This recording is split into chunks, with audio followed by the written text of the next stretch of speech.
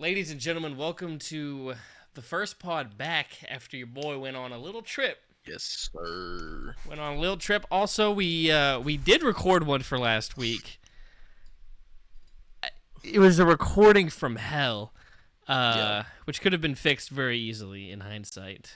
But yeah. We figured it out after the fact that all you need to do is restart your computer. But you live and you learn. yeah, especially because it's not coming into my mind. Because usually when we do these, Yeah, it just gets turned. It just immediately gets turned on. Because right, I come home, I shower, eat, whatever, right. So turn it why would you on need and to go into restart it. it if it just turned on? Yeah, I get it. But that was confirmed today. When today we started, I turned it on. We started. Same shit was happening where it just kept cutting out, cutting out, cutting out, cutting out. Restarted the computer that was just off, and it everything's fine. Yep. Completely fine. Well, we figured it out because we did the gym Pokemon battle. stream. On that Yeah, day. that's when we Yeah. kind of today still felt like the confirmation to me Yeah. of it. But anyways, I'm joined by the co-host with the most to boast, Mr. Avillion Talks. Jacob, how you doing? How's it going? I'm doing fantastic. I'm here. Been kind of something here? I'll talk about later. You're I've queer? been yeah, something like that. I'll just save that for later. Actually, I'll save it for later. I'll save it for what we've been on segment. But hey, I think we got a lot to discuss in today's episode. Got another top 10. Can probably briefly discuss some of the goings on. I definitely have some thoughts on a few things. Hmm. I think you might have thoughts as well. I know you liked the message at least, so maybe you have thoughts on this too. We'll get there. But first, tell me how you're doing, and let's tell these folks about this trip that you went on. You took a little vacay. Oh man, I had a vacay. I had a fucking great weekend. I am really I'm at a crossroads of like, do I exclaim that Pokemon is just my favorite thing now? I don't know.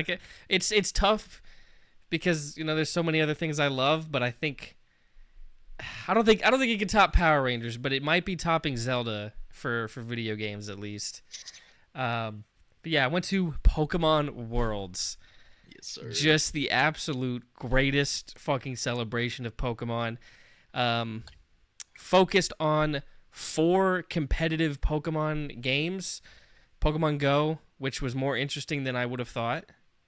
The VGC, the TGC, and then Pokemon Unite. It was a lot of fun to watch. I'll say this though, they had like all 4 like during the first 2 days, all 4 competitions were going on at the same time, whittling down, and then Sunday, Championship Sunday in the arena, it was each event highlighted. The first 2 days they needed to do better on how to watch these games. They were all of 4 events were essentially right next to each other, so like sounds were coming from other games, crowds that were like it would be an intense moment in one area, and then a crowd would be exploding with hype in another area, and so noise wise it was sometimes a bit much, and definitely not enough seating.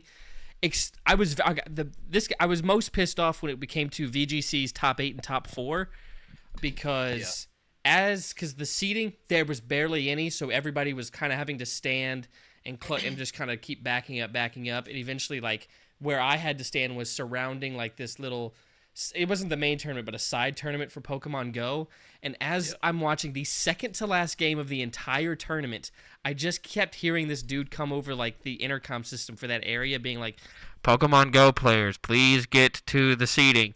As I'm watching the fucking second to last game of the entire season, deciding who goes to Worlds, it's getting interrupted by a side tournament that's not even the main fucking one, just playing, and it was so frustrating. Yeah. So that was very annoying, but overall, great weekend. Dude, watching VGC in person with a crowd, so much fucking fun. Especially because like it's hard to follow your favorite players and keep up with them, which is another complaint. I think they need like a dedicated app while you're like to like keep track of things better. But eventually, it was easy. Eventually, it became easy to spot where Wolfie was playing because it's like, hey, why is there a random crowd hovering around this spot. And like he ended up getting knocked out, but one of the most fun moments was like in that crowd huddled up. We're all whispering about what we could see because it's hard to see. It was fucking hard to see what was going on. So people were seeing the animations and they were like, "Oh, it's this move. That's just what's got played." And like it was a group effort trying to even figure out what was happening. And like when he had like an insane read, like predicting his opponent was gonna predict something, so he does something else. He predicts, gets like a double KO, and we blew the fuck up. We were like, "Oh shit, that's the goal right there. That's the goal." That's all VGC is just like I'm predicting that he's predicting that I'm predicting that he's predicting. Yeah. But in all actuality, the guy's just like, okay, I'm just gonna do this. Or what? Like it's a mind game, It's fun. It's fun. And it was great. Yeah. So that was like that might have been my favorite moment the whole weekend. Was just everybody crowded around, just trying to watch Wolfie play, and he won that one. He won his last 2 matches on day 1 to even get to day 2, which most players didn't. Like Marco Silva. I watched Marco Silva's first 2 games, and I was like, oh shit, he's cooking right now. And then he went like 1-3 after that and got knocked out. I was like, Womp. Shit happens. But I did get to take a picture with Marco Silva, which was cool. But it was very awkward because like we're all, everyone's leaving and I see him and I'm like, oh, do I ask? No, I'll leave him alone. And I walk away and then like I'm like, no, I should go take a picture. So I turn back. I'm going against the crowd. And like I walk next to him for a little while because I'm like he's like talking to somebody. I'm like, oh, do I interrupt? I don't know. Eventually I get his attention and I get a picture with him, which was sick. Yeah. And then I met the guy as I was checking out of my hotel in the checkout line in like front of me. I'm like, is that the guy that knocked out Wolfie? And I'm like, oh, do I ask him for a picture? I don't know. Like, do I talk to him? I don't know. And I get in the line for the Starbucks in the hotel, and he gets behind me directly in line, and I'm like, fuck it. All right, hey, did you compete? And he at first it was he did. I don't think he understood what I was saying. He knew English, but it was still a slight barrier there. And he was like, no. And I was like, oh fuck, I'm racist. Like, this guy did not compete. And then he was all like, look the same to me. And then he was like, oh yeah, no, I did compete. Oh, I was like, oh, you beat Wolfie, right? And he was like, yeah, Route 1. And I was like, what? Route 1. I think he must. That's what it sounded like, but he must have been saying round 1. And I was like, oh, I am still racist because the guy I'm thinking of, Wolfie played in round 9. Yeah.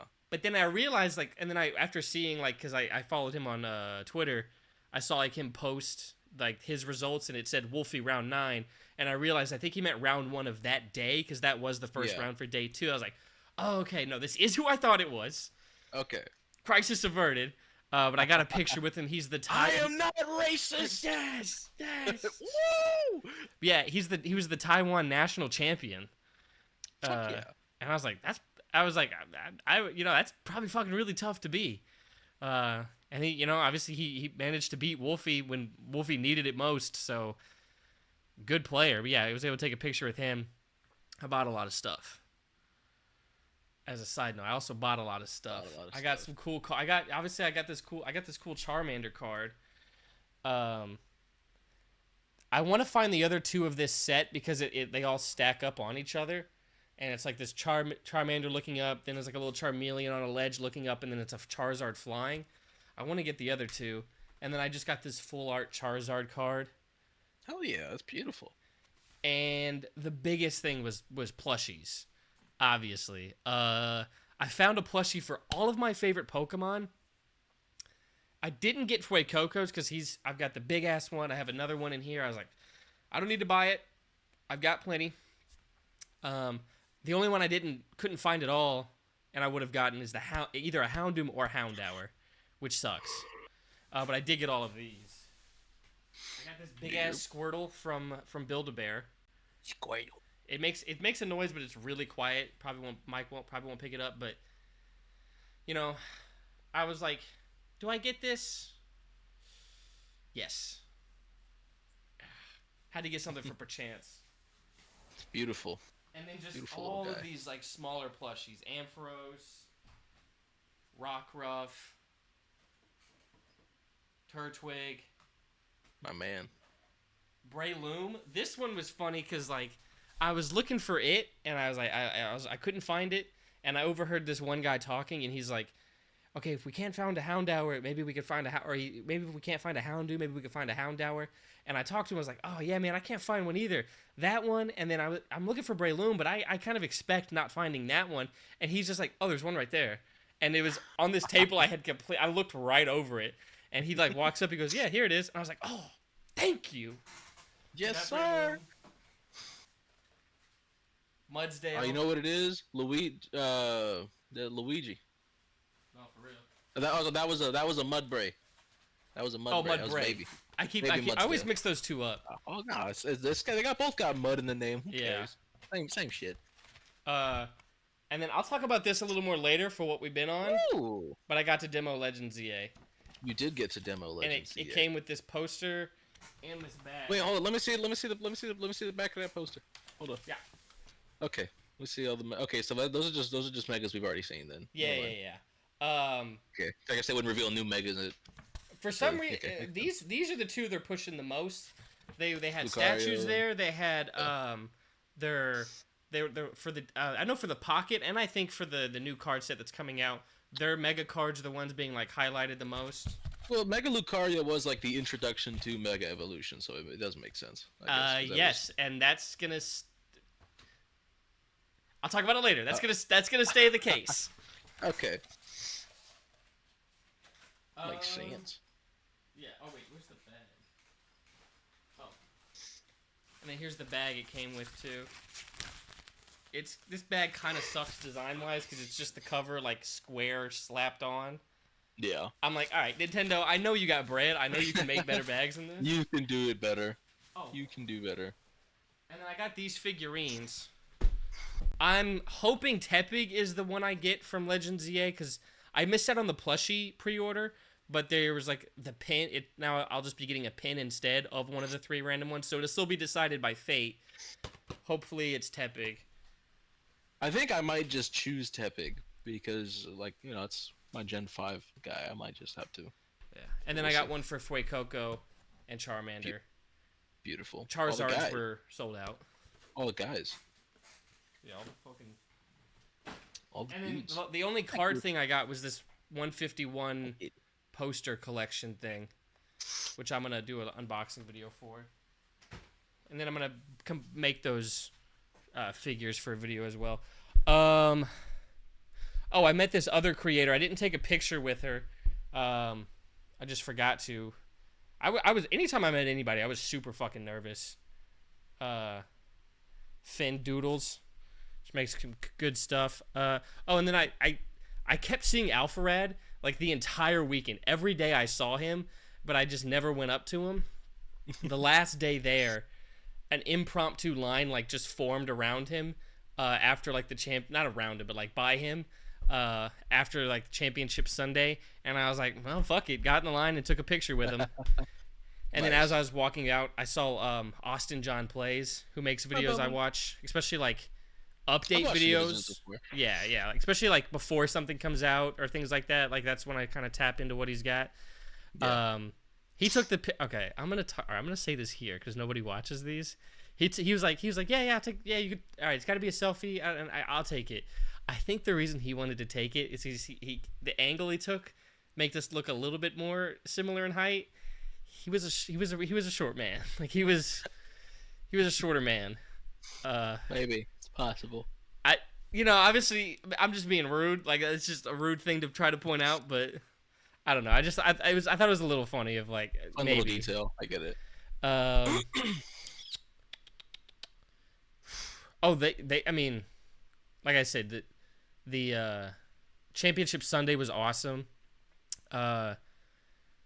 And it's so funny because the guy who won Worlds, I was rooting for him because after the top 4, everybody was like leaving the play area, and I just hear from behind me is like, oh yeah, this other guy's gonna win because Geo is actually ass. Like they're talking about the guy who's in the finals for Pokemon Worlds being actually ass, and I was like, all right, I'm rooting for this guy. And then that guy, and then that guy fucking won Worlds.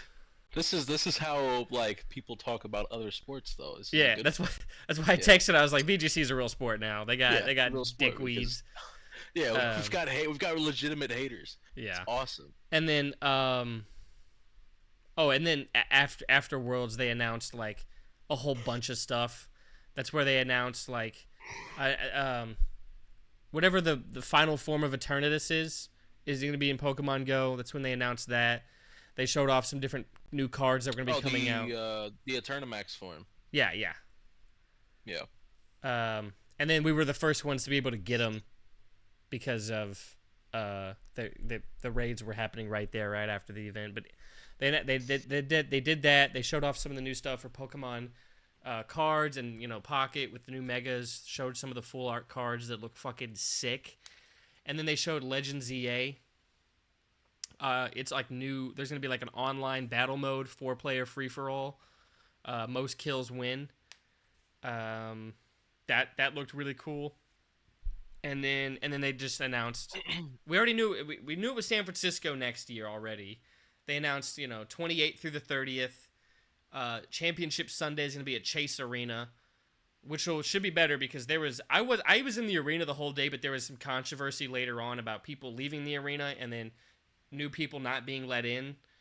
But like I said, I was in there the whole day. I did see that. Yeah. Yeah, because Gabe was asking me if it was as bad as it sounded, and I was like, I don't know. I've been in here since 9 a.m. I was dead ass in that arena for like 11 hours. What was I gonna say? Oh yeah.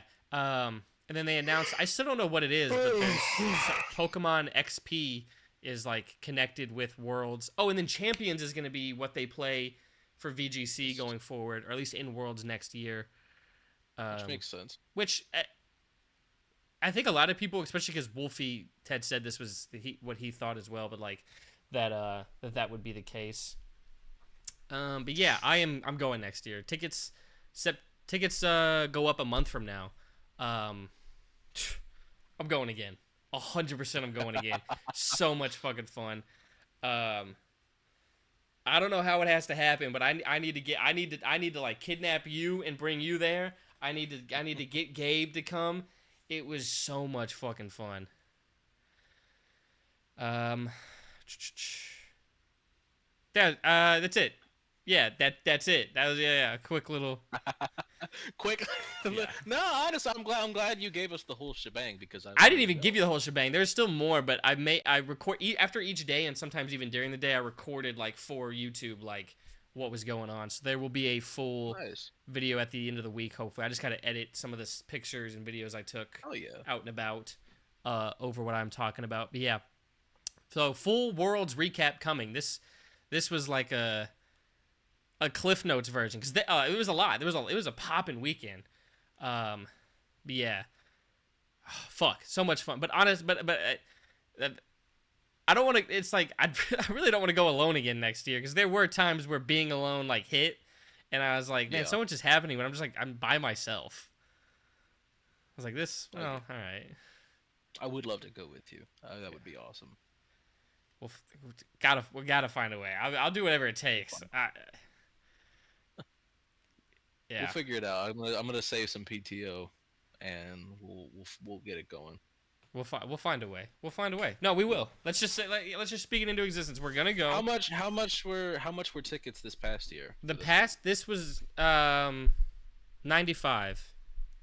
Oh, okay. That's like between that, like we could like split hotel costs. Yeah. And then like that wouldn't even be too bad. Yeah. Nah, we're hotel good. costs, and if it hopefully it's set up kind of like this year where the hotel I got was directly next to the convention center. No Ubering, straight up walking everywhere. Yeah. Also, I don't know, San Francisco might I don't know about their public transportation. Maybe it's better. No idea. You'd hope, but this is America, so I don't know if any city's really got that shit on lock. But yeah. Yeah. So I don't know, we'll see. But yeah, I mean, what do you call it? I get 5 days of sick time to start every year. So as soon as next calendar year rolls around, I'll have 5 days of PTO. So I can put aside a few days for Worlds like right away. Because it's 3 days. Although Yeah. stuff kind of starts like you can pick up your badge and like there's some stuff that starts like the day before. Um, Yeah. yeah, hopefully, because I mean it was so much fun. And then because next year, because they showed off stuff for Legend ZA, next year they'll Yeah. probably be showing stuff off for like Gen 10. Yeah. So it's like, you know, Or some Black and White 3. Black probably and White 3. yeah, It's not happening, but I can dream. yeah, I more mean, like I dream. mean black and white remakes though very much on the table.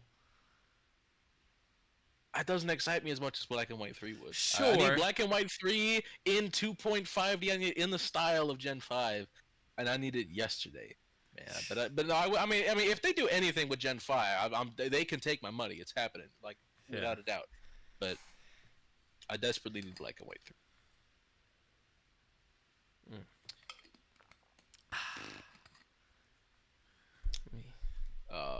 Want to get into the meat and potatoes Let me here a go little see bit? if this laundry's ready to flip over. Okay, gotcha. Hopefully. All right. 20 and a half minute mark. Okay.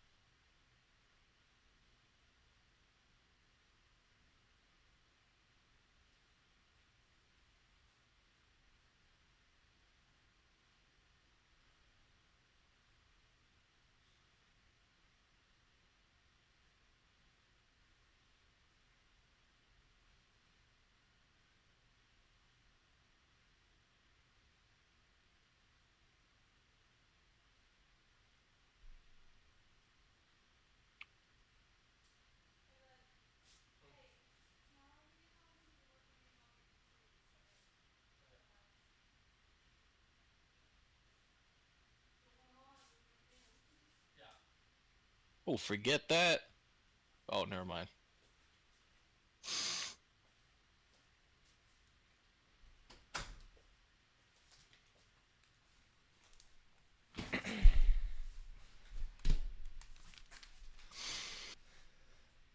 What's up? All right. So I saw this thing the other day. It was like share your favorite Onion headline of all time, Uh-huh. and one of them was stupid dipshit fans think a pop up fly ball is gonna be a home run, and I was looking for my other monitor while you were gone to watch the Mets, and Pete Alonso hit one, and I'm like, oh, forget that, and then it died before it even hit the warning track. And I'm like, oh no, I'm the stupid dipshit fan who thought the pop-up fly ball was gonna be a home run. Because I didn't have the sound on, so I couldn't hear the call. Like I didn't know how far it was going for them. But he hit it in the way he was looking at it. I'm like, oh, forget it. He cracked the fuck out of that one, especially when the camera moved. But nah, easy out for the outfielder. uh, Speaking of the Mets, before we get to the fun stuff, bear with me. So Okay. the Mets did the Mets did have a rookie pitcher make his first ever MLB start. Got called up on Saturday. It was great. I got to watch Cam Ward Friday night, and then Nolan McLean pitched for the Mets on Saturday, and he went 5 1/3 innings, no runs allowed, and 8 strikeouts. So terrific debut. For Nolan, and then the Mets ended up winning the game, so he got the win on his stat sheet as well. And then they dumped the Gatorade on him after the game during the post game interview. So that was good for him, good moment for him. Gabe actually went to Oklahoma State at the same time that Nolan McLean did. Funny enough, like I think when I went to go visit Gabe, that was probably McLean's senior year at Oklahoma State. Um, but yeah, nah, he had a great outing. It's awesome to see. And the Mets won another game after that. So after losing 14 of 16, the Mets have now won 2 in a row. Don't let the Mets get hot. It's coming. It's coming. We're still like 10 games above 500 even after losing 14 of 16. It's insane. But yeah. But I do have some thoughts on something that had. Well, firstly, Cam Ward, right? Titans played the Falcons on Friday, first preseason game of this week. Cam Ward threw an absolute piss missile to Van Jefferson, layered over 3 defenders. There's like 5 other quarterbacks in the league making this throw. Van Jefferson did not come down with it. It wasn't like it wasn't the easiest catch in the world. There was some degree of difficulty to the catch, but it's like you still want to see him catch it. So tragic, definitely, but It can get tragic. shit can get tragic. But fuck, where was I going with this? Nowhere. No, I had a thought. Some bitch. Hold on. Whoa. You don't need to talk about her like that. Oh, well, no, like. You were like, I had a Damn, thought. where'd it go? Some bitch. Where'd it go? Where'd it go? No. I was like, whoa, Where'd it go? relax. Okay, hey, what was that? Okay, so I was talking about football, and then hold on, I got to Cam Ward. Cam Ward, And piss then- missile, Laird, Yeah, but fuck, Van there was something Jefferson. else. I'm gonna lose my mind. Just trying to figure out what this was supposed to be. I'm watching you lose it right now. Oh, okay. Football. All right. So, today, the Indianapolis Colts announced that Daniel Jones was going to be their starting quarterback in Week 1. I think this is stupid, and I will say it's not because of the pinky. Like it's nothing related to that. I don't think so. No, I think Richardson's healthy. I think this is like we want Daniel Jones to be the start. Which, look, I'll say it this way: if I saw somebody put this perfectly, and I think this is about the most definitive way to look at it. He was like, I don't remember who tweeted this, and I sincerely apologize for not giving proper credit, but it was like, if the Colts thought Daniel Jones was better than Anthony Richardson, they should have signed Sam Darnold. And yeah, if you thought Daniel Jones was better than Anthony Richardson, you shouldn't have signed Daniel Jones. You should have signed a quarterback you know is better than Daniel Jones. Because what's the how much does that elevate you really? And like if you're not going to give Anthony Richardson a shot, Okay, go get a real quarterback, not fucking Daniel Jones. What if they just think Daniel Jones got, fucked over in New York, and they think he's like that? Well, they're fucking Anthony Richardson over right now. Like, they're like, we know a thing or two about fucking over a quarterback. I don't know. Like, I don't understand the process here. Like, you're going to get fired. Shane Steichen and Chris Ballard will not maintain employment by Black Monday. They will probably get fired before then. If they somehow make it to Black Monday, they will be fired on Black Monday. They're not making it after this season. It's just like, now, not that the chances were high regardless, but at least with Anthony Richardson, there's a shot. Sure. Even if he starts slow, there's a shot, because he's never had the reps. Truly, he's never had the reps. He's never gonna get them if you don't fucking give it to him. So, like, you know what Daniel Jones is. You know what he's going to like. The ceiling of this team is very low. This is gonna be a team that wins like 6 or 7 games, and then they clean house because they're directionless. And it's true, they're directionless. They're not fucking going nowhere. Not with Daniel Jones. It's ridiculous. I mean, Chris Ballard has had like 8 fucking years to figure the quarterback situation out. It hasn't happened. I think it's dumb. Now, it's great for the Titans. They're playing the Colts in week 3. Daniel Jones will still be the starter by then. So, great for us. Great for that. Well, you're making a face, quite a face over there. You got something to add? They're gonna win how many games, ceiling wise? Fuck you, man. I thought that was a lob. I thought you did it on purpose. I knew this. I did the shit-eating grin. I'm like, the fuck's going on? Like, does he think that's outlandish? Like, I think that's a pretty normal like range to give the Colt. Like, it's not a good team. Not that good of a team, anyways. Nah, you would. Okay. I see. I understand. All right, fair enough. I should know better. It's my fucking like sleeper agent like activation code, bruh. How many passing yards did Cam Ward have in preseason week 1?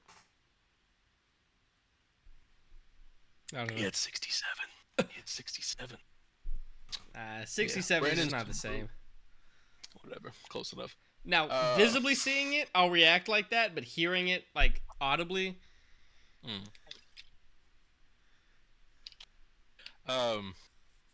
Yeah, but anywho, we're not here to discuss Daniel Jones or Anthony Richardson, the real meat and potatoes. Ladies and gentlemen, it is, we're doing another top 10, and today we got running backs on the docket. This was a fairly easy one for me to throw together, I think. This was easy for than me receivers. At the top. Yeah, it gets like definitely a range from like 8 to like 15 here, but it's definitely still, it's not nearly as bad as receiver, where you're like the 20th best receiver. It could also be like the 9th best receiver if you argue hard enough. So, I feel good. I feel good about where we're at here. I'm gonna go ahead and get going here. Do you want to kick us off? Do you want me to kick us off? I can't imagine we have a different answer here. It's Saquon Barkley. Barkley. I don't even want to talk about it too much. Just because it's like... No, we know what Saquon... Let's move on. We know what Saquon is. We know what Saquon... All right, number 2... Let me pull up my list. Number 2 is where it gets interesting, I think, for possible differences here. Okay. I got the king. All right, you go. Who do you have it to? I got the king. Oh, shit. I got the king. King Henry. I got King Henry here at number 2. Okay. Yeah, age 30 season, he still had 1,900 yards. Really, Derrick Henry would have had back-to-back 2,000-yard seasons if he didn't get hurt in 2021. Damn near had 2,000 yards again this year as a 30-year-old. Turned 31 in December, if I'm not mistaken, or maybe he was 29 then turned 30. But I think he was already 30. This is a first ballot Hall of Famer, and he's still in his prime. He's still that guy. He has lost a gear, maybe half a gear in terms of his long speed, but he's still breaking the long touchdown run, so it hasn't really made that much of a difference. And I think he looked a little bit faster this year than he did in Tennessee the previous year. He's still that guy, frankly, and yeah, maybe, not the best receiver in the world, maybe not the best pass protector in the world. Best downhill runner the game has ever seen. Ever. That's not ridiculous. That's not ridiculous to say that. Ridiculous to say that. And I think that's good enough. I'm going to keep him at number 2 here. Okay, my number 2. So mine's um, a little bit more predictory. Okay. Going into the season. So my number 2, his per touches definitely will be insane. This is not who I was talking about earlier when I mentioned per touches. Chance. But this guy, because he splits the backfield with another really good running back. But my number 2, Okay, so this is who I think it is. I went with Jahmyr Gibbs. That's where I figured you were The going sauce that this man like plays with, like when you watch him play, here. oozes out of the screen. About to ooze out. No, sorry, hang on. And definitely not to the degree of like a CMC, but also not to the degree of a Derrick Henry. You know, he can catch the ball too, do some damage with it once it gets in his hands. Now, obviously, the big question is, one of the better offensive minds in the game just left Detroit. How will that affect Gibbs? We'll see. But I think he's a great player, obviously, so I have him at number 2. So I don't think he'll be too negatively impacted because I think great players are great, and they show that. Not a ton to add here. I put Gibbs at number 3, so we can just keep talking about Jahmyr Gibbs. Yeah, stud, legitimate stud, definition of a stud. Yeah, not really don't have much else to say. You kind of covered it all. Electric. Had like an absurd season last year from like a touchdown standpoint that I don't think people talked about enough as much as they talked about him. Where it was 20 something. It's fucking ridiculous. Whatever the Total number was. touchdowns. Google. Yeah, he's in the 20s if I'm not mistaken. Jahmyr Gibbs, 2024 TDs. Let's see, 20, but is that just rushing? I think that's just rushing. I think he had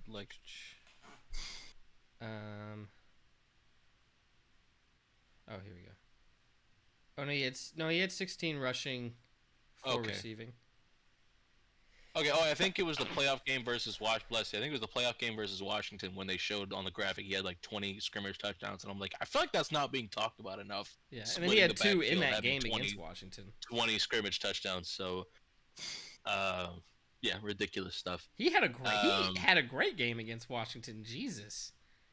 Yeah. He had 105 yards off of 14 carries, so 7.5 a carry. 2 touchdowns, and he had 6 receptions for 70 yards. He had a great game. Stud. But anyways, yeah. Do you want to give us your number 3? Okay. Let me preface this. The player that I haven't mentioned yet, his slide does not go much longer, but I still have a different guy at number 3. That's fine. I believe in this guy so much. I think this guy has RB1 potential in the league, as do I think Gibbs and obviously Saquon, who is it right now. Yeah. I thought he was going to take that throne last season. I don't think he takes it this year, but I'm still very high on him, and it's Bijan Robinson. At number 4. I was going to say I got Bijan at number 4. We can combo this one too. Yeah. So I do have Bijan up next is for me as well after this. So, guys, awesome. Yeah, like I said, I think the sky's the limit for him. I think he, running it, catching it, again, like pass pro too. Yeah, he can do it all. We one of the best first touchdowns, like in NFL history. His fucking got him and scored. Like he's so fucking good. I just hopefully he gets utilized properly this year and can be the monster I know he can be. Year 2 in PFF Zach's offense as well. So, should be open for better things here. Better quarterback play this year as well. Yes. Could mean better things for him. I'm very excited for Michael Penix this year. But yeah, love me some Bijan Robinson. True do-it-all guy. As far as whatever is you ask for, like short yardage, he can get it. Catching the ball at the backfield, he can get it. Pass pro, he can get it. He can just run downhill, he can do it. True. I think generally you're better off with a backfield of guys that can do multiple things. When you have a Bijan, you're fine. Yeah, you're fine. You don't really need more than just that. But like I said, he was my number 4. So your number 4. Is this where we see the king? This is where the king is. That's totally fine. because like I think it's that if he lost half a gear, maybe he loses another half. It's gonna be hard to tell because of the backfield he's playing in with Lamar Jackson there as well. Like it's gonna be really tough to tell. Lamar does help a lot, I'm sure. Like because it's like shit. Do I take like one of the best running backs of all time, or like the most electric running quarterback of all time? Like what do I do here in this situation? Read options are a nightmare, probably for defenses. But yeah, I mean, he's like you said, 1,900 yards. He's for a running back. I mean, like to be playing the level he is at the age he is insane. Yeah, especially because he's got the fucking the usage. Yeah, like, it's not like he's aging this gracefully because he's been. Hey, what the fuck are you doing? What do we got? Sorry, my cat fucking around with. She just knocked my switch over. Oh, baby. That is very no bueno. You're not even supposed to be up here. Stinky. We're good. Very no bueno. She said sorry. She said sorry. It's okay. It's okay. I still love you. Is it too late now to say sorry? I still love you. I still love you. Yeah. Ridiculous longevity we haven't seen at the running back position in a long time. Maybe ever. Because, like I said, his longevity doesn't stem from, he had really good per touches, but he wasn't like overutilized too much. It's like no. Like this man was a workhorse. He's had a 2,000-yard season before already, and then he's able to do another 1,900. Well, and it's not like this was a guy that came into the NFL with fresh legs. No, high school and college combined. The yardage Heisman for Alabama, like he was getting. He's been worked. Like he was running the piss out of the ball. He had the record for Florida, just the state for rushing yards until just a couple of years ago when it got broken. I think the guy that broke it only has one hand too. Shout out to him. It's fucking awesome. But yeah, ridiculous.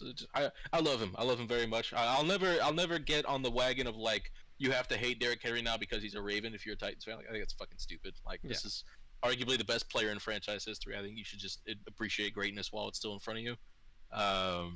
Yeah, love him to death. It's never gonna change. Plus, by the time I was like born, the AFC Central was almost gone. Like ever since I've been watching football, it's just been the AFC South. So like I wasn't around when the Titans were playing the Ravens twice a year. I don't give a shit. You know what I mean? Yeah. Don't matter to me. Not me.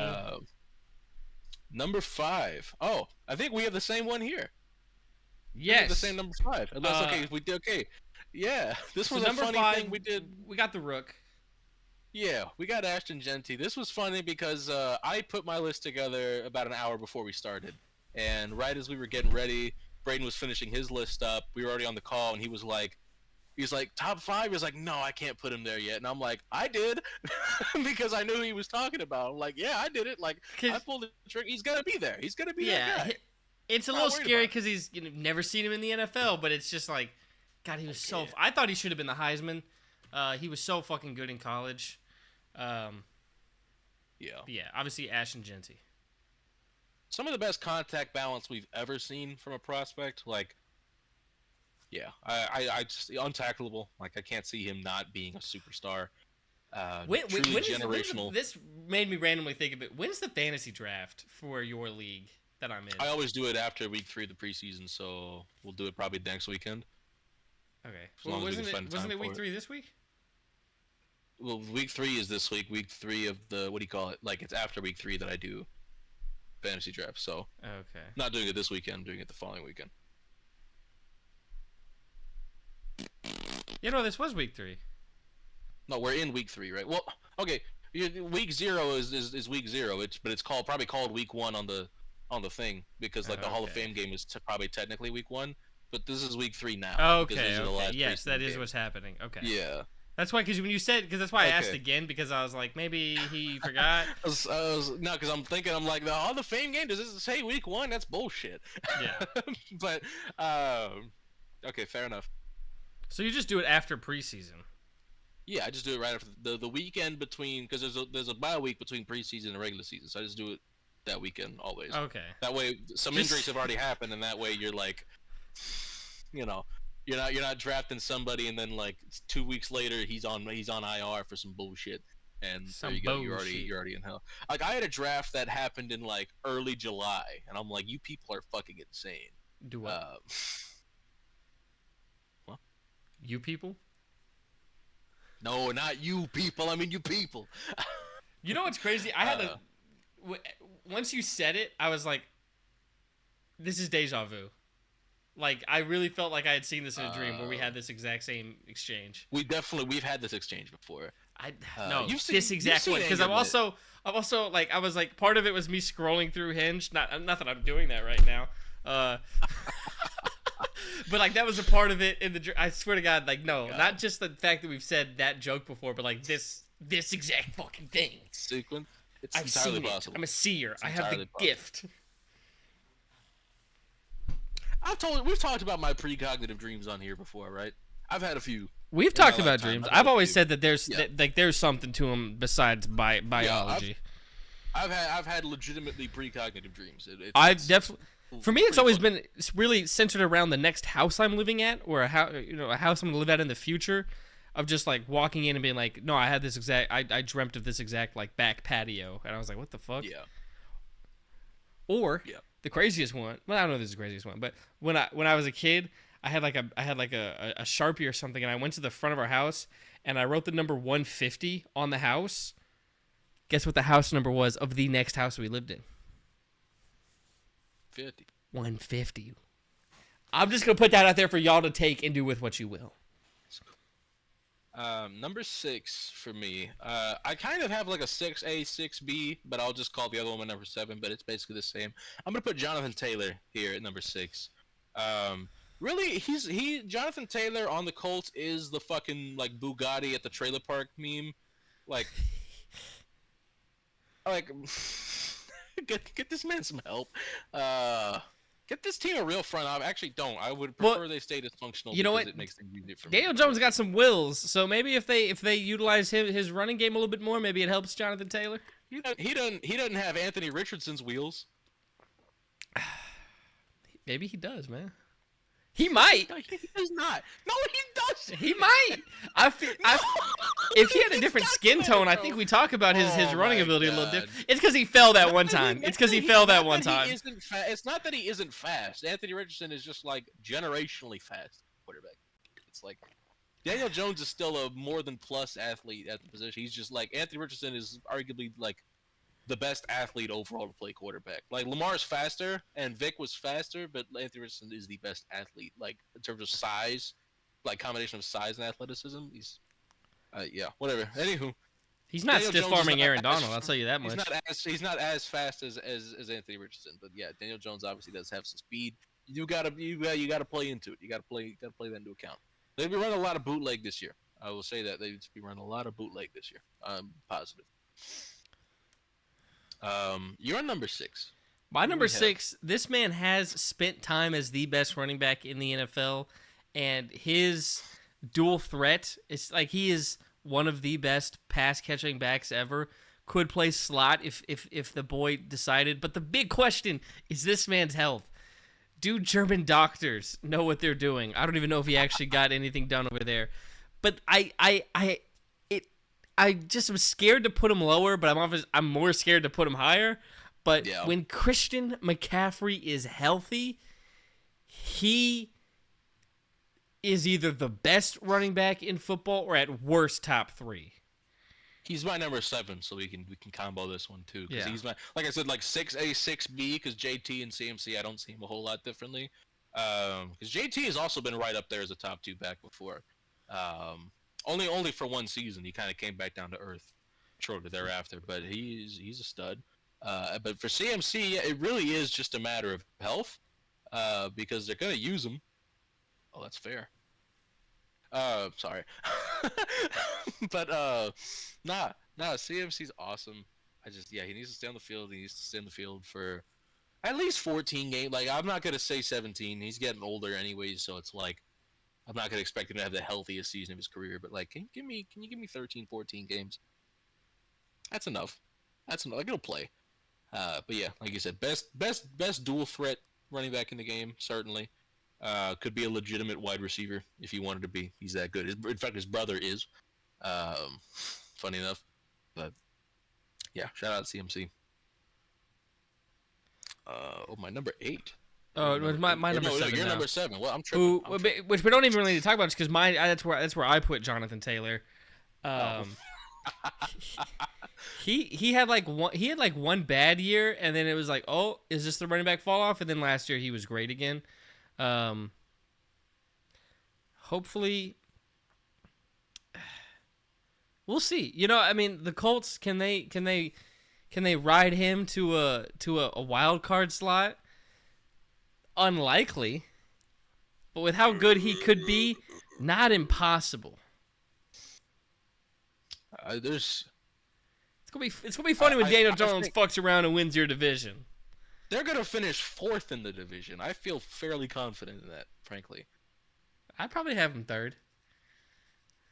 Houston, Jacksonville, Tennessee, Indy is how I feel about it.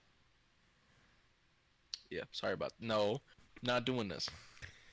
Look, he'll have a good rookie year, but Tennessee's better than Indy this year. I'm putting that on the table. But no, there's like a billion other teams in the AFC. I would say they could contend for a wild card spot before I even begin pondering the Indianapolis Colts.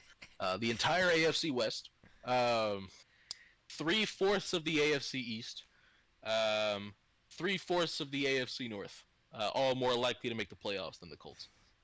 More likely, but not impossible. Also, the entire rest of the AFC South more likely to make the playoffs than the Colts. Well, I can't give you one of those.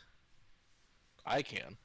Sure, you can. They're not going to make it, but they're going to finish with a better record than Indy, so they're more likely to make the playoffs, in my opinion. Okay, so what? The Indianapolis Colts the Unless Indianapolis Colts are going to fuck around and get who's the quarterback from South Carolina? Lenore Sellers. Yeah. Oh, you know what? I got a friend who's a Colts fan who currently attends the University of South Carolina. He would be over the fucking moon if they drafted Lenore Sellers. So he's like Lenore Sellers is like Anthony Richardson if he got reps in college.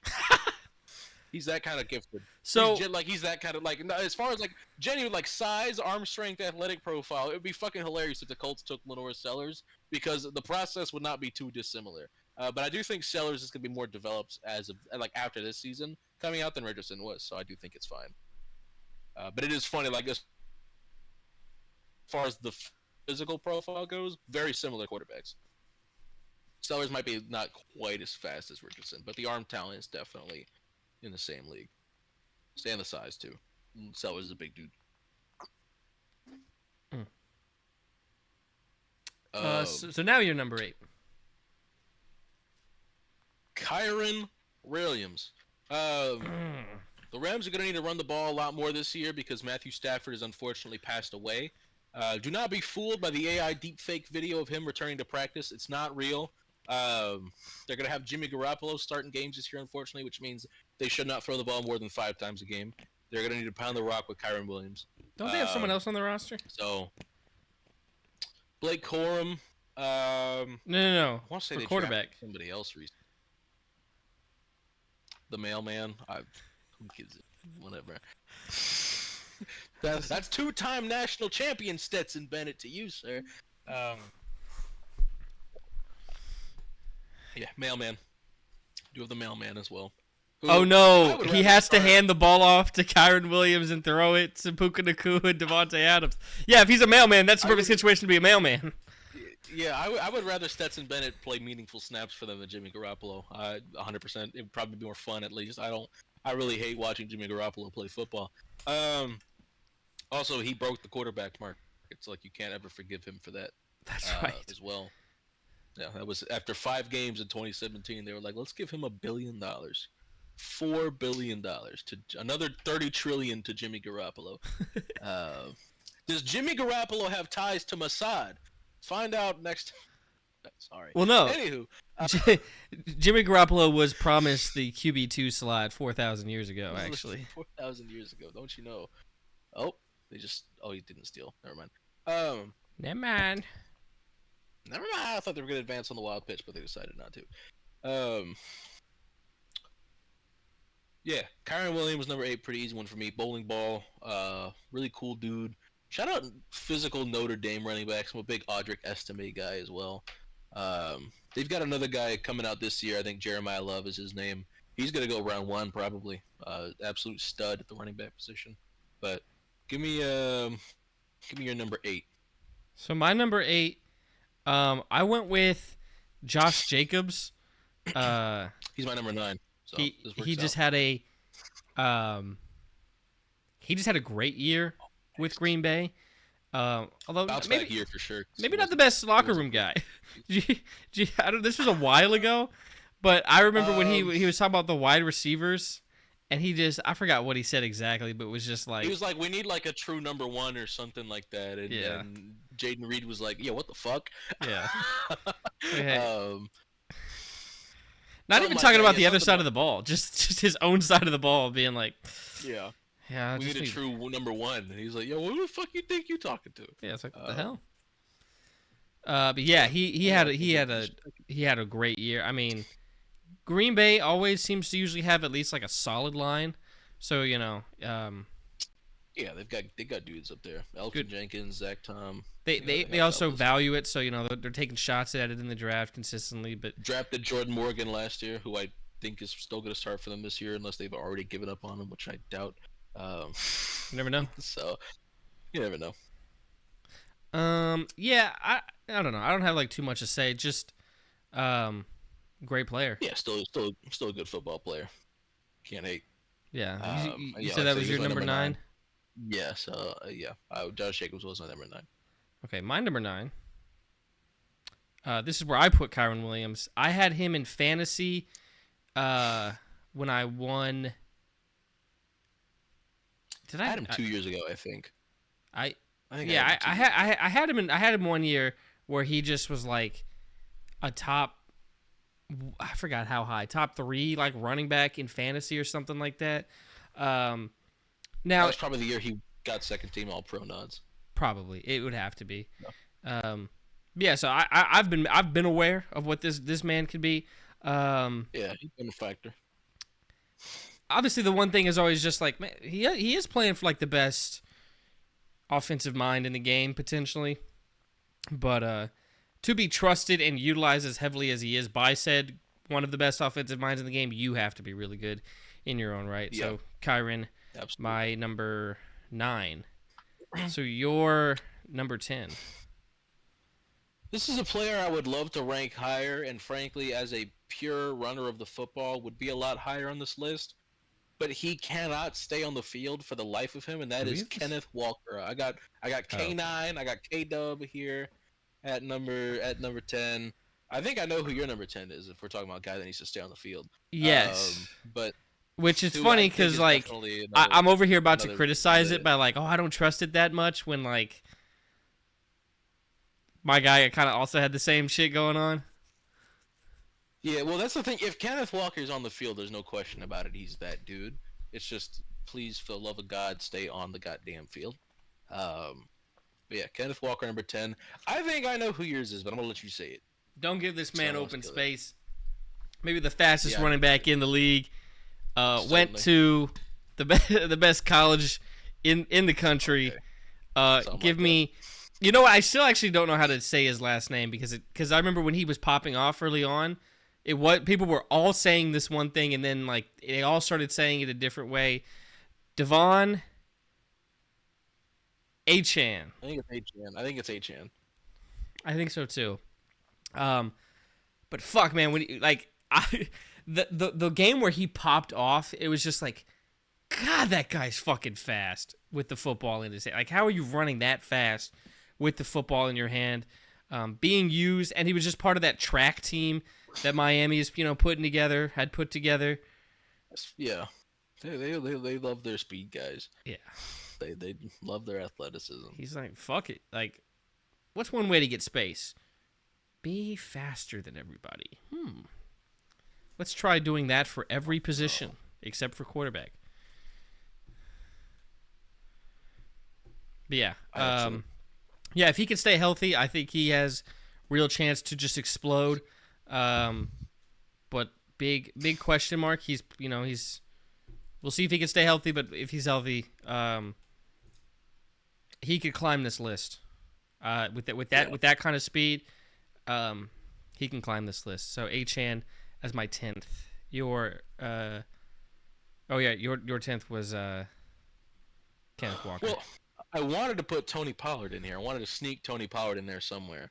I couldn't, in good faith, do that. He was awesome last year. I don't think a lot of people know how good Tony Pollard was, but especially given the fact that he was, in terms of like yards before contact, I think it was like some of the worst in the league. But also yards after contact was second highest in the league behind Derrick Henry. So I think he had 3.6 yards after contact per carry. So yeah, we're talking about a guy who had to do it all on his own. Tyjae Spears in and out of the lineup. The offensive line did not do a great job for him a lot of the time last year. So this is a guy who really had to carry the load on his shoulders. He was awesome. So shout out Tony Pollard. A lot of guys like Achan. I have a list here of guys that I'm like, I just want to mention, so I'm like, hey, I like these guys. So if they pop off, I'll add a name if you don't mention anybody that I think. I got Breece Hall. His team doesn't like him, but I like him. Yeah, I definitely like him more than the Jets do. So, Omarion Hampton. Terrible. That's the problem with him now. Vision, it sucks. He's shell shocked. Yeah, I think it's fair. Omarion Hampton. Yep. Chase Brown. David Montgomery. Rashad White. James Cook. No. Yes. No. Or no. Who am I thinking of? You're thinking of Bucky Irving. You're thinking of Bucky Irving. I promise you, you're not. Yeah. Wrong name. Wrong Tampa running back. No shot. Yeah. Bucky Irving.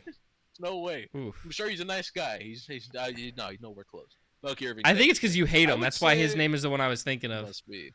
Well, he's not a good running back. Great receiving back. Can't run the ball at all. Yeah. That's just it is what it is. Can't do the primary function of his job. So it's like, fine in that role, but yeah, don't hand him off the ball. I will throw Travion Henderson's hat in the ring just because I think he's gonna be fucking awesome. Might split with Ramondre Stevenson this year, but it's not gonna last forever. He's that guy. He's that guy. I love Travion Henderson. First career NFL touch was a kickoff return. He took 107 yards. I'm pretty sure, or maybe it wasn't quite that many, but he kickoff return touchdown for him. Is he a got rookie? the athleticism? Yeah. Okay, Rookie out of Ohio State. So that can't be. You possible. had Omarion Hampton in there. No, but you said his first touch in the preseason. Yeah, oh, okay. Whatever. The special teamers that play in the preseason are, for the most part, the special teamers that play in the regular season anyway. So that's not indicative of, especially in the first quarter. The special teamers that play in the first quarter are absolutely the special teamers you'll see on Sunday. So it's not a Mickey kickoff return at all. I wouldn't say. But you know how I feel about it. I just don't give a fuck about anything that transpires in the preseason. You never find it. There's not a bigger preseason hater out there than me. Fair enough. Yeah, I do love me some Travion Henderson. I do think he's going to be a spectacular football player. Let's see. Anybody? James Conner. I'll throw his name in there just because he's consistent every year. Just cool guy. Gets touchdowns. Shoe in for 900 yards every year. Another team where it's like there's a guy behind him in Trey Benson who I think has top 10 running back potential, but I probably like Trey Benson more than the Cardinals do. I don't know. They didn't use him a lot last year, but also he didn't look great last year, so it's a weird thing. I've got high hopes for him still, but he's got to get it together. They got to give him the reps, so it's a two-way street. Meow. Hi. Meow. I think that's it for running backs. I don't think anybody else is.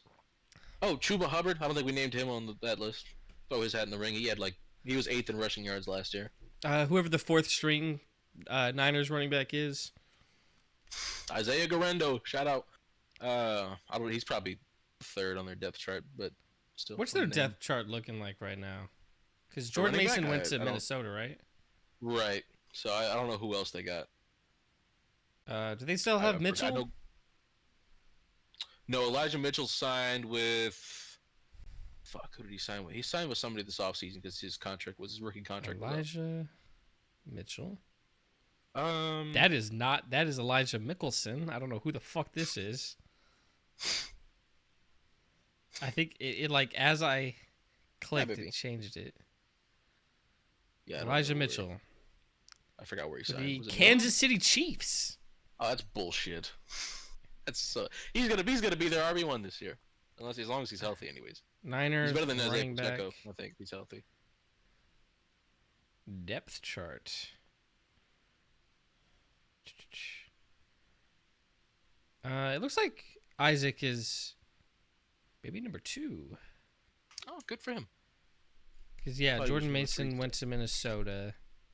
Yeah, Okay, Elijah running Mitchell back went to Christian Kansas City. McCaffrey, Isaac, Patrick Taylor Jr., Jordan James, Corey Kinner, Jeff Wilson, Keyshawn Is Vaughn. he still there? Good for him. He's holding on, man. Jordan James, I think they drafted in like the 6th round. That was Oregon guy. Yeah. Mac Jones, backup quarterback.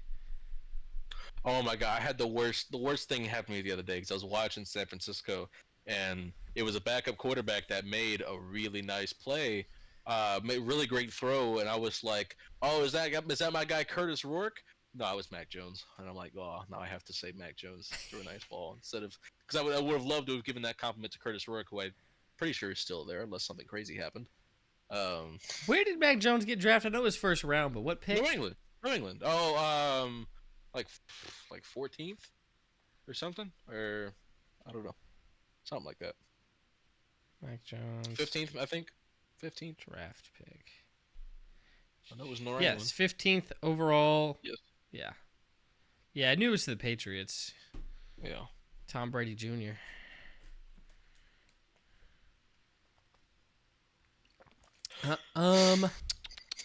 Yep. All right. Do we want to do? Oh, you go ahead. I was gonna ask what you were gonna ask. Oh, well, I don't know what you exactly were gonna ask, but just what to do are we next. doing let's get deep. Let's cut deep. Yeah, let's.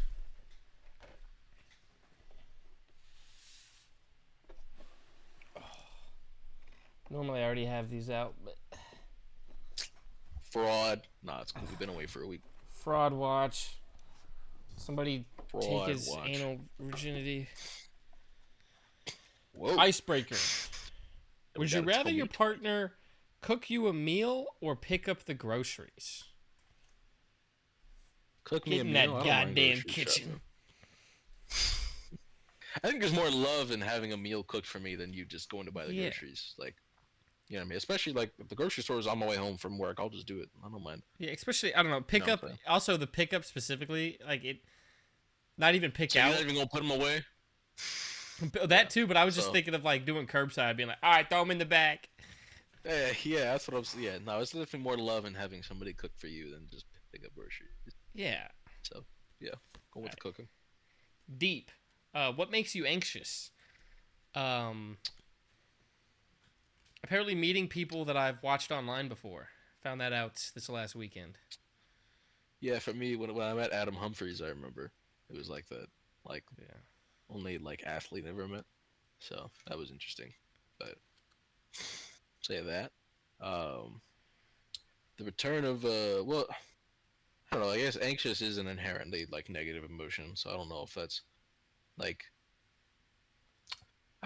sometimes interviews. I'll be honest with you. Not too bad, but a little bit. Oh, yeah. No, for sure. Anytime my favorite team's in a playoff game, especially football, let me get me started on. Good God, I'll be shitting bricks the whole day. If my team's, oh my goodness, yeah, no question about it. Oh, yeah, no, absolutely, playoffs, fuck it, yeah. So that's it. Deeper. Deeper. What first attracted you to me? What's that smile? It's that beautiful smile. Was that wagon you were carrying around? Yeah, I knew that was gonna be your answer, and it's a good answer. Yeah, absolutely. That 14, 15-year-old wagon. I mean, when we met, yeah, that's true. I guess. I was, yeah, no, you're right. I was 14 when we met. That does stand to reason. So yeah, I mean, it's true. You didn't need to say it like that, but it's true. Interesting way to phrase. I wouldn't have put it quite so eloquently, I think. Yeah. But you are technically not incorrect. So is it time? Ladies and gentlemen, top 3 of the week.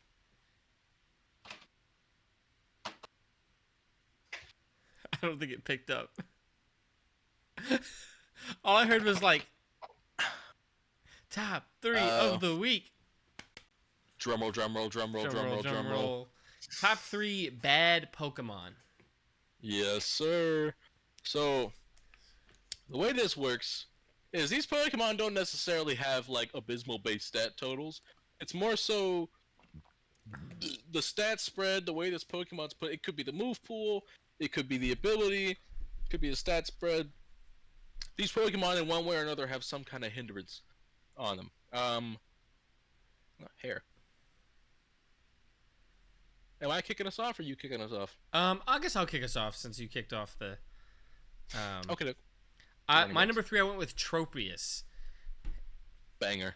It has a was it 460 base stat total? Just underwhelming for what its design is of this dinosaur tree banana Pokemon.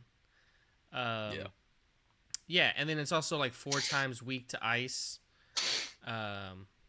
So yeah, it's just got its hindrances that make it just not that good, not that usable. If you're dedicated, you could use any Pokemon, but yeah, it's got some notable hindrances, which sucks for how cool its design is. Your number 3. I'm going to go with. I was originally going to choose a different Pokemon. At first, I was going to go with Sigilif here. Sigilif is too good for this list. Sigilif, I did not know how fast Sigilif was. It's fast enough to make use of its base 105 special attack. It's got like 95 speed. I think that's good enough. I'm not putting it here. This is instead going to go to a different Gen 5 Psychic type, and that is Behem. I think there's so many good Psychic types in Gen 5. Behem's kind of the odd man out here. This little funky little brown alien guy. You've got Musharna, you've got Gothitelle, you've got the aforementioned Sigilif, you've got Reuniclus. There's simply just better options than Behem if you want a Psychic type in Gen 5. But I've used Behem in a playthrough before. I like it. It still hits like a truck. It's got a base 125 special attack. The problem is its best defensive attribute is its 105 special defense, but its HP is not high enough to really make much use of that. The defense isn't very good, and it's also slow as shit. So it's like, it's kind of bulky, especially. It's not super bulky, and also it's really slow. So it hits hard, but it hits second, and it doesn't survive quite as well as you'd like it to. So I don't know. It's a little give and take there. But so not the best use of its stats, but I like it. I've liked using it previously, and it does still hit hard. So Behem number 3, I feel pretty good about it. My number 2, I went with my ace from when way back we did, if we were gym leaders, what our team would be. I went with my ace here, that is known mostly for just being an HM slave, as that was the theme of the team back then. I went with Babarrel. Just a fucking cute guy, cool vibe, and yeah, just mainly because of I really liked the team idea I had of just all HM slaves, being a Giovanni type gym leader. I'm also the villain team leader, and I participate in the HM slave trade. It is the best one as well. The only one it can't learn is fly. So yes, it can learn everything else: rock climb, strength, rock smash, cut, surf, you name it. Surf stab, in fact, on that Babarrel. It can do some damage. Yeah, that's my number 2. Your number 2, sir. Number 2. Who did I go with again? Oh, I know. Number 2. So, these kind of Pokemon are intentionally bad. These little early bug types, for the most part, except for Gen 5. Gen 5, great bug types. All around phenomenal. Best bug types of any gen. It's the best bug types. Nobody else has better bug types. Um, Gen 6, however, I went with Vivillon. Cool thing about Vivillon, um, I love the patterns. Patterns on this thing are what makes it, because it's got one of the coolest gimmicks in the game. It's because it's got so many different unique patterns, and then it got its own pattern in Paldea, because it's one of the first Pokemon you can catch in Scarlet and Violet as well. Um, Someone had a and it's pin set at Pokemon Worlds with all of the Vivillon designs in a nice it's case. beautiful. It was very nice. Problem with Vivillon, it's an early route bug type. It's frail. It's not slow. It's got base 89 speed, but like you'd really prefer that be 90. Like feels kind of dumb. It's just It's down like, one you're further. tickling my balls a And little bit with that. the special attack's 95, which is good, but it's not earth shattering. Especially as more Pokemon get introduced, we're getting more and more better Pokemon.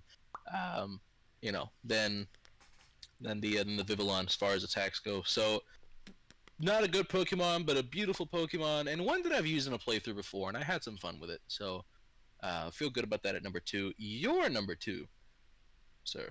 Was Barrel. My number 1. Oh, sorry, your number 1. No, you're good. You're good. My number 1, I went with Ledian, because it is very much a Super Sentai Power Rangers style ladybug. Yes. And that is something your boy fucks with. And that's really it. Just tying into my favorite property ever to a degree, stylistically. I put it number 1. Also, ladybugs are cool. Good luck. There's a Pokestar Studios movie that has Letty in it as like the main villain.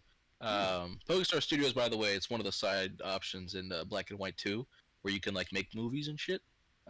Shit, we can make. That's what I was talking about before the stream when I mentioned that it's one of a lot of people don't like that. I actually quite enjoyed it. So I'm a fan. So he says. Oh, okay. Whatever that's supposed to mean. What the fuck was Pete? What was your plan there? Sorry. Anywho, yeah, nah. Ledian's a good pick there. My number 1. It's a Pokemon I've discussed before. It's one that I've always been quite fond of. I'm going to go with Barbaracle. Good defense stat, not enough HP to really make total use of it. Special defense is fine, but again, not like good enough to where it's like bulky, and then not very fast. Hits like a truck offensively though. It's got great physical attack, and it's got base 500 stats, so it is spread around a bit. Like it's got some physical bulk, but for what it is, you'd prefer it be a little faster. You'd prefer it be able to sweep without having to use Shell Smash. But I like its design. I really enjoyed beating Gabe with it in a showdown random battle one time with White Herb Shell Smash. So, yeah, shout out Barbaracle. All right, then I think it's time for what we spin on. What you been on, man? Well, so been watching that football. Been playing Batman Arkham Knight. Did you see the Lego Batman game that got announced?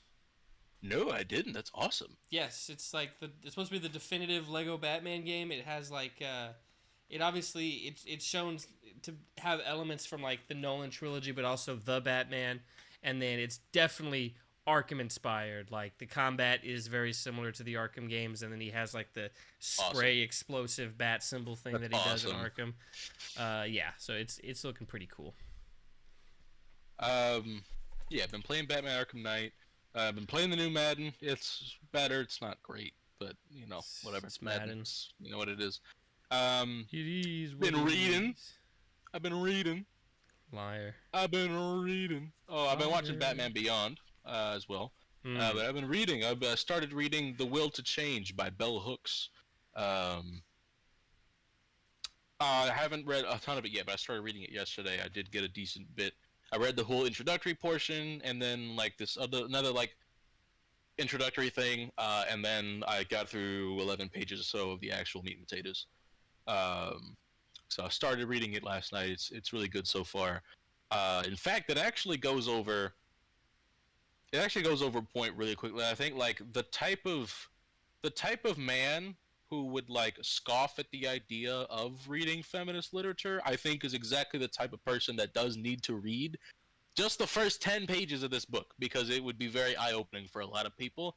Because like when people like when people hear the word feminist literature, they're probably thinking like, oh, it's going to be patronizing, it's going to be like, here's everything that's wrong with you or whatever, and that's just not it at all. From what I've read so far, it's been very in fact, it's been very like pro man, in terms of like having men also in this conversation about, how we bridge certain divides, um, and like also taking seriously the way this is like the way traditional thoughts around masculinity and how men should behave, how that hurts men as much as it does women. Yeah. And like she talks about like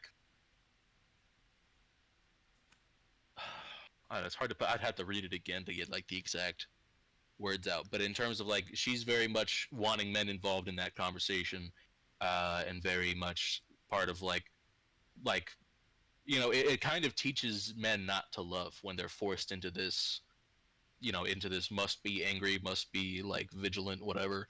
Um, and she even had a point where she was like, and it like the traditional roles do affect the way women view men's emotions, and she talked about her ex-boyfriend, and like when they went to couples therapy, and how he said, when I like talk about my feelings, you don't want to hear it. And she was like, and he was right, because I don't want my protector to be weak. And she was like, and that's wrong. Like, but that's how that's the more traditional roles, and hey, no, I don't want you jumping up there, baby. That's just how it's been. And so it's like everyone has to unlearn these behaviors if they've been instilled in you. And I think it's really interesting so far, and I'm sure she'll go more in depth, because she covered a lot of ground in just the first 10 pages. I'm sure it's probably more in depth on each individual part of what she's saying as it goes on, but just really early on covered quite a few bases about so I'm excited. I'm excited to keep reading about it. I Keep getting can't into it. hear feminist literature without just thinking of all like the memes of like, oh no, I Oh, dropped the my feminist literature. books.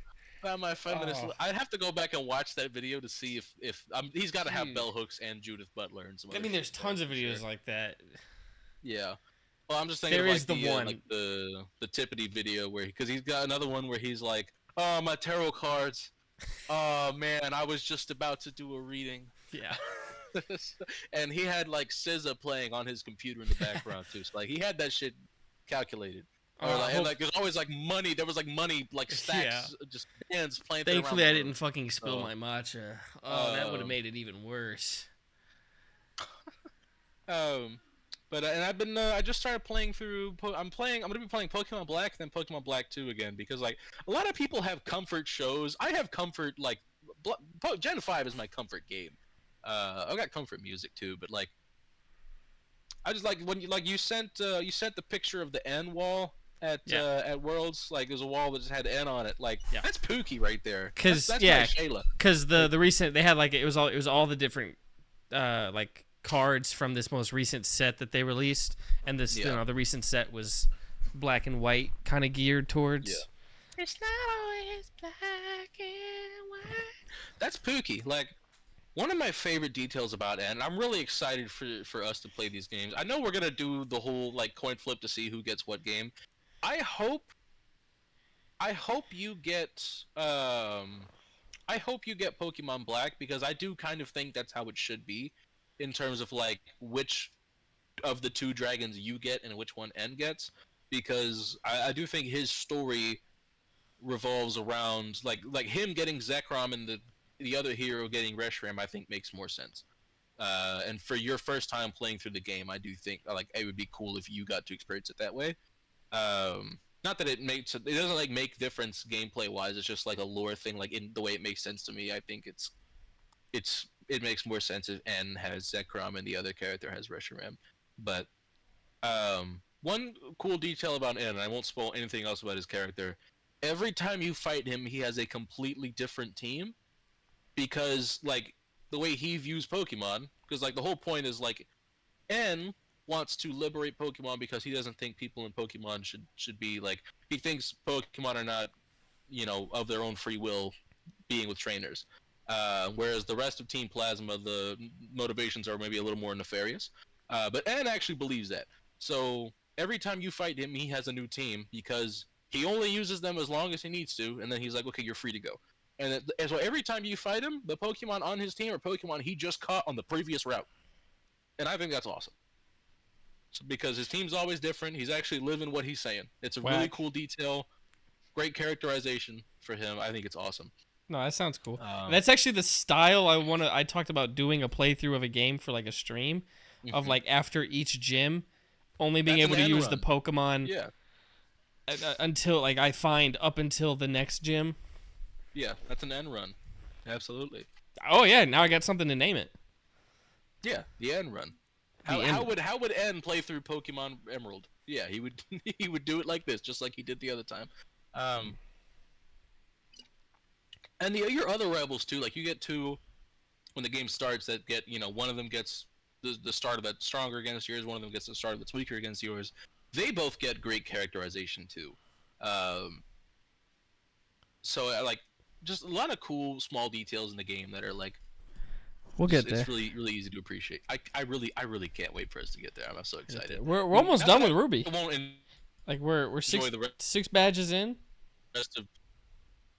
Yeah, and then when we're done there, it's just one more after that, and then we're there. Yeah, we're gonna play Black and we're gonna do the sequels as well right afterwards, right? Because it's still a mainline game. It's a new story, so it's still the same gen, but it's still a mainline Pokemon game. So. I guess we can. Right, okay.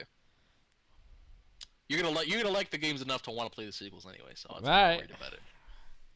Oh, but and if we are doing the sequels, I think instead of doing the coin flip, we should just do the sequel of the one that we already did the coin flip for the first time, because it would just make more sense that way. Instead of like. Nah, I think we should still coin flip again. It's your first time playing the games. I think you should play the sequel to the game that you play. Does it matter that much? Yes. I think so. I'm the resident expert on Gen 5, but okay, whatever.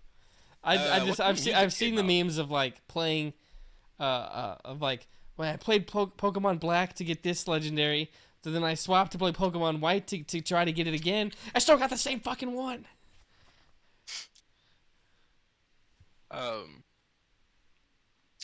What happened? Let me see. What else you been on? Oh yeah. So Merzik, new Joey Valence and Bray album came out last week. It was awesome. It's fantastic. Had a real good time with it. Had a lot of fun with it. I think a lot more sonic diversity than the last album. They definitely had a lot more influences here, and they mentioned it because the picture's gone now, but they posted a picture on their Instagram at one point about like, here are the albums that influenced Hyper Youth, and weird assortment of albums for sure. But excuse me, I had a great time with it. I really loved it. Gotten some replay out of it. Good album, one of my favorites of this year. But that's it from me. What have you been on, partner? Okay, did I talk about watching The Batman again last time? You just watched it just the other day, I think. So no. No, because I watched it before I left. Oh, that's right. Okay, maybe I don't think you did discuss it. Okay, well, I'll just reiterate. It's definitely my favorite. I think it's my favorite comic book movie ever. I love it so much, and just watching it, I'm just like, James Gunn, just bring him in. Let's not fuck around. I know it'd be cool to like have the full Bat family, but at the same time, like Batman, as much as I love the others, and I love Nightwing, I might even, it's real close between him and Batman for which one I even like more, but fuck, when you have the Batman that good, you just gotta go with it. Make Rob Bat the main Batman for the DC universe. Do it. I was watching a video the other day on why Nightwing is stronger than Batman, but the guy making the video was really annoying, so I clicked off of it halfway through. I He did saw. make some good. I wonder if I watched the same video because I did watch. I watched that. I might have watched the same video. I didn't. I wasn't annoyed by him though, so maybe it wasn't the same. Some of the points he was making were good, but then some of the points he was making were like, okay, everybody has a book where they can do shit like this, so it's not like like Punisher fans could look at the fucking Punisher destroyed the entire Marvel universe and that like okay that's not real. Oh no, whatever. And then he shat none on of it's Tim real. Drake at one point. He was like, well, because he was like, here's Nightwing holding his own, and then he was like, yep, and here's Tim Drake getting his shit rocked by a Batman. No surprise there. And I'm like, whoa. This video is not about Tim. What the fuck was that for? Dude, I've low-key, ever since our conversation about the best Robin, it's been in the back of my head for a while, and I just like Tim Drake less now. Like, I just like him less now. I've become like, because the whole argument anybody makes for Tim Drake is always what he does in service to another character, and like, I'm like, fuck it, dude. Jason Todd's number 2 now. I won't go as far as to put Damian Wayne above him, but he's been demoted. Tim Drake's now number 3 Robin for me. That's insane. Everyone's always like, because he's the thing with Tim Drake is he's the best sidekick, but he's not the best Robin. That's what Robin is. Robin's a No, because Robin can still be his own character. He can play the sidekick role, but he can still be his own character. But Tim Drake is just a fucking little. He's just the sidekick, and that's the thing. Like that's all he is. He's a terrific aura farmer for one. He's got that going. He's not aura farming like the others. Let me send you the panel. Oh, Jarvis, there's tons of panels. We can go panel for panel. Jarvis, send Brayden the panel of Tim Drake aura farm. They all aura farm. That's the first. That's actually the first lesson Batman teaches. It's also not Tim's fault that he's only ever like. Sure, it's the writers, but at the same time, that's how he's written. We need a proper like Tim Drake Red Robin solo adventure. Like, somebody's got to get on it. I'll read the fuck out of that. Yeah, somebody needs to do right by Tim Drake because they really fumbled him pretty severely ever since Damian's been around. Yeah, but it's always just like, oh well, Tim Drake he's such a good sidekick. He's really good for what he does for Batman. He's really good because Batman. Well, I like Tim Drake because Batman. I like Dick Grayson because Dick Grayson. I like Tim Drake because Tim Drake. I like Tim Drake too. But yeah, like the video. God damn, it's coming down out there. The video being, here's why Nightwing would beat Batman, and then he's randomly like, yeah, and here's Tim Drake getting the shit beat out. That's the type of energy I love. I love when I just hear a shot get taken that I agree with. Where the fuck did that come from? It's like, but I like that energy because imagine if you were watching a football video about like the Steelers and they randomly were just like, oh, here's the Texans getting their shit kicked in like usual. God. I just missed a Brett Beatty home run because I was talking about Tim Drake getting his ass beat. There's my other goat on the other screen getting shit done over there, handling business. But let me watch it. Oh, hit the piss out of that baseball. But yeah, like a few of the points he was being like really condescending. Like I'm not opposed to the idea of Dick Grayson being stronger than Batman. If anything, if Batman trains him to be stronger than him, that's a good thing. So I was like, okay, I'm interested to hear the perspective here. But then it was just kind of some of it was kind of snotty, and then after this the random like, hey, here's Tim Drake, this guy fucking sucks. I'm like, okay, well I'm clicking off the video now, but go ahead, proceed with more of what you've been on. Yeah. So then what else have I been on? I got to play Legend ZA. Yes. Which was a lot of fun. I was already looking forward to the game. I'm looking forward to it even more now. The battling is just way more engaging than it's ever been before in Pokemon. Like obviously like the highly competitive scenes of what Pokemon battling has been is very engaging, but like for a playthrough, it's not that engaging. Like you're just kind of spamming A at certain points and you're like, all right. It's going to be a lot more fun for Legends. And then, so because like what the demo was we were in a battle zone. There was 2 segments of it. The first one, we're in a battle zone, which is like the nighttime shit that happens where like that's where the trainers are at night, and that's how you tier up Z through A. So yeah, we fight like 4 trainers. You learn how to sneak around, throw the ball, battle in the new mechanic. And it was a lot of fun. And then the second one is the rogue mega like boss battle, where we fought a mega Absol. And for that one, it starts off with us following Zygarde.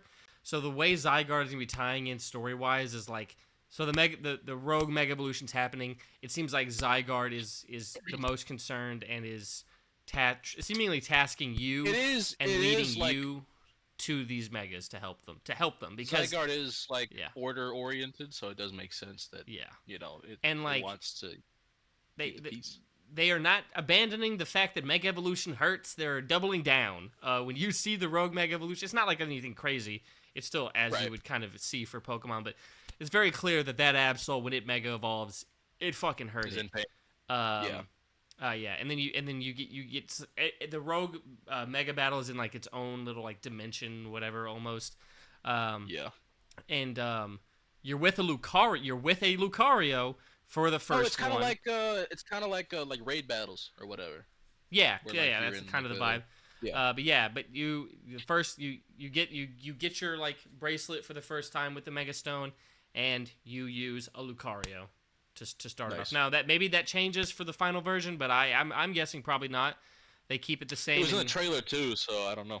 Yeah, so Mega Lucario is what you use for the first time, and then after you beat the Mega Absol, you get the Absolite. So my guess is that to get these Mega Stones, you have to go out and fight the Rogue Megas, which I think is a great way to do it. Definitely more efficient than X and Y, where you only have 1 hour out of the day where they glow and you could pick them up. That was so stupid. Also, cool in concept, just annoying to execute. Yeah. Also, there is like resource gathering because there are these crystal clusters around. That the person who was like watching over said like, hey, this is what's causing the Rogue Mega Evolution, and you can collect those crystals. And I think they said you like make the Mega Stones with those crystals. So I'm a little like split on how maybe you get some of the stones. Like maybe not all stones you get from these these Rogue Megas, or you make them, or maybe they get used up in this. I don't know how they're gonna work. Because you get it from the Mega Battle, but you also make them with these crystals. So I guess we'll see what exactly happens there. Gotcha. Hey, kitty. Hello. Yes, it was tons of fun. Running around, you gotta be running while recalling your Pokemon was a little like, it almost felt like I had to stop running. Like you could only listen to one input at a time. I had to stop running to recall it, then go back to running. Which was a little. Hopefully, it's just demo hijinks. Hopefully, because it definitely fucked up the flow. And I will say, like items like citrus berries, which I think it replenished. It might have even replenished more health than normal. Maybe not. I can't remember how much health that Pokemon had, but those are gonna be. I think those are gonna be better in Legends, just because like so much is happening. Like having an item that immediately kind of heals it. During the battle would be good. Also, there's like a recharge time for items when you use in battle. So you can't spam them, which you can't do anyways. You use 1 per turn, but since there's no turns, that's how they compensate for it. There's like a recharge for healing items. Makes sense. Because I was like, oh, I'm about to just spam this Lucario with potions. This is too fucking easy. I used one, and then the timer showed up, and I was like, oh, okay, cool. This could be one of the harder. We'll see. I don't know if there's difficulty settings. I didn't see that. If there is, then that would be fucking amazing. But it's Pokemon. They've never done it before, so probably not. Yes, they have. I forgot there is a way to do it in Gen 5, right? Yes. After beating the game, though, right? Each version gives you a different one. So like, one's harder, one's Black easier. 2 and White 2, one gives you the easy mode, one gives you the challenge mode. Challenge mode is the first time they've actually implemented like a harder difficulty in the Pokemon game. Yeah.